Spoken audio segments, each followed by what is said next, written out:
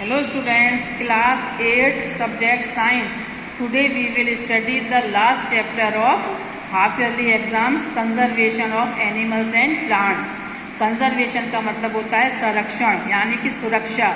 Animals और plants को किस तरह से संरक्षित किया जाता है, इस चैप्टर में हम उसके बारे में पढ़ेंगे।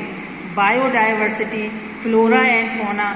बायोडाइवर्सिटी का मतलब होता है कि जो सभी प्रकार के जीव जंतु और पेड़ पौधे होते हैं वो सब बायोडाइवर्सिटी में आते हैं। जैसे कि आप फ्लोरा में सभी प्रकार के जो पेड़ पौधे होते हैं वो आते हैं, और फोना में सभी प्रकार के पशु पक्षी और जो जीव जंतु होते हैं वो फोना के अंतर्गत आते हैं।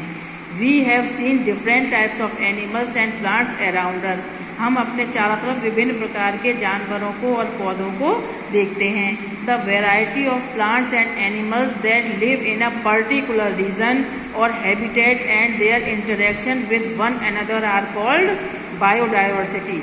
ये जो विभिन्न प्रकार के जो पौधे और जानवर होते हैं जो कि एक पर्टिकुलर रीजन में, हैबिटेट कहते हैं, जहाँ पर ये रहते हैं वहाँ पर ये एक दूसरे के साथ इंटरेक्ट रहते हैं, उसको बायोडाइवर्सिटी कहा जाता है। In short, biodiversity defines the biological richness of an ecosystem. Short में जो बायोडाइवर्सिटी है उसका मतलब ये होता है कि एक इकोसिस्टम में जो बायोलॉजिकल रिचनेस होती है, ये जो बायोडाइवर्सिटी है उसको ये डिफाइन करता है, जिसके बारे में हम नीचे डिटेल में पढ़ेंगे।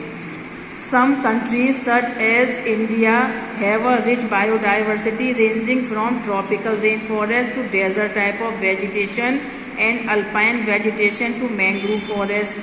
Many varieties of flora and fauna can be found due to different types of forest.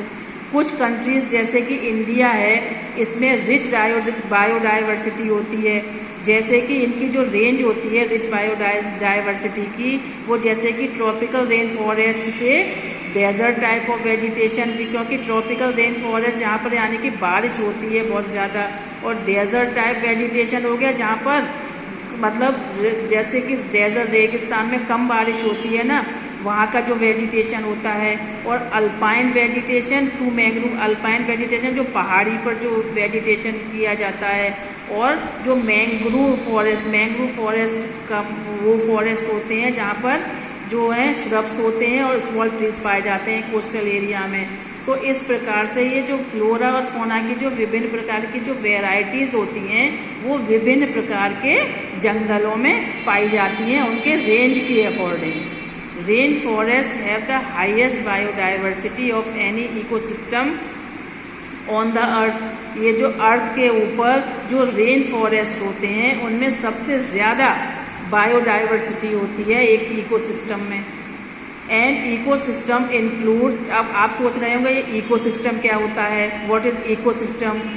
And ecosystem includes all the living organisms in a specific area and their interactions with the non-living components of environment such as weather, water, sunlight, soil and atmosphere.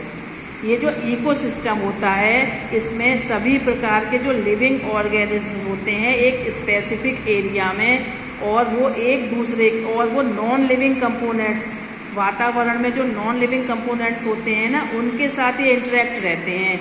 ये जो non living components होते हैं वो कौन से हैं, वो हैं weather, water, sunlight, soil and atmosphere. तो इस तरह से ये लिविंग ऑर्गेनिज्म्स और जो नॉन लिविंग ऑर्गेनिजम्स होते हैं एनवायरनमेंट में ये एक दूसरे से क्या रहते हैं, इंटरेक्ट रहते हैं। This type of ecosystem can be found in the backyard of a house और in an area as large as a forest. इस प्रकार का जो इकोसिस्टम होता है वो घर में पीछे की साइड में या किसी जंगल में बहुत बड़े एरिया में पाया जाता है।